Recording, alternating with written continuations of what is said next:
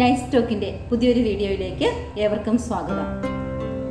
നമ്മൾ മാതാപിതാക്കൾ എല്ലാവരും തന്നെ പറയാറുണ്ട്, നമ്മൾ കുട്ടികൾക്ക് വേണ്ടിയാണ് ജീവിക്കുന്നത്. നമ്മുടെ കഷ്ടപ്പാടും നമ്മുടെ ത്യാഗങ്ങളും നമ്മുടെ ബുദ്ധിമുട്ടുകളും എല്ലാം നമ്മുടെ മക്കൾക്ക് വേണ്ടിയാണ്. നമ്മൾ സമ്പാദിക്കുന്നതെല്ലാം നമ്മുടെ മക്കൾക്ക് വേണ്ടിയാണ്.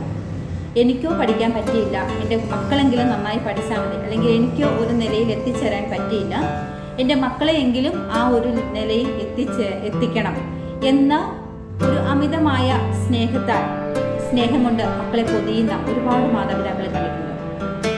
പക്ഷേ കുട്ടികളെ കാണുമ്പോഴോ ഇത്രയധികം മാതാപിതാക്കൾ തങ്ങളെ സ്നേഹിച്ചിട്ടും മാതാപിതാക്കൾ തങ്ങൾക്ക് വേണ്ടി കഷ്ടപ്പെട്ടിട്ടും അത് മനസ്സിലാക്കാൻ സാധിക്കാതെ വരുന്ന ഒരു കൂട്ടം കുഞ്ഞുങ്ങളെയും എൻ്റെ കൗൺസിലിംഗ് മേഖലയിൽ ഞാൻ കണ്ടുമുട്ടിയിട്ടുണ്ട്.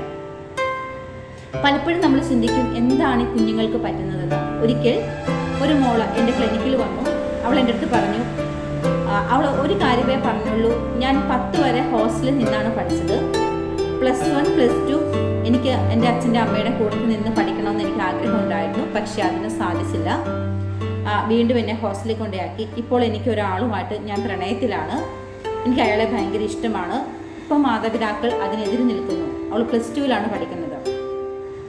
മാതാപിതാക്കളോട് സംസാരിച്ച് അവർ പറഞ്ഞു, ഞങ്ങൾ കൂലിപ്പണി ചെയ്ത് ജീവിക്കുന്ന ആളുകളാണ്, ഞങ്ങൾക്ക് 2 പേർക്കും കൂലിപ്പണിയാണ്. ഞങ്ങളുടെ വീട്ടിൽ ഈ മതിയായ സൗകര്യങ്ങളില്ലാത്തതിനാൽ കുറച്ചുകൂടി സൗകര്യത്തിൽ ഞങ്ങളുടെ മോള് വളരട്ടെ എന്ന് വിചാരിച്ചാണ് ഞങ്ങൾ ഇവളെ ഒരു ഹോസ്റ്റലിൽ കൊണ്ടാക്കിയത് എന്ന്. എല്ലാ മാസത്തിലും 1-2 ദിവസം ഞങ്ങൾ ഇവളെ കാണാൻ പോവാറുണ്ട്. ഇവള് പറയുന്ന ഒരു കാര്യങ്ങൾക്കും ഞങ്ങൾ ഇവൾക്കൊരു കുറവ് വരുത്തിയിട്ടില്ല. എല്ലാ കാര്യങ്ങളും ഞങ്ങൾ ഇവൾക്ക് ചെയ്ത് കൊടുക്കാറുണ്ട്.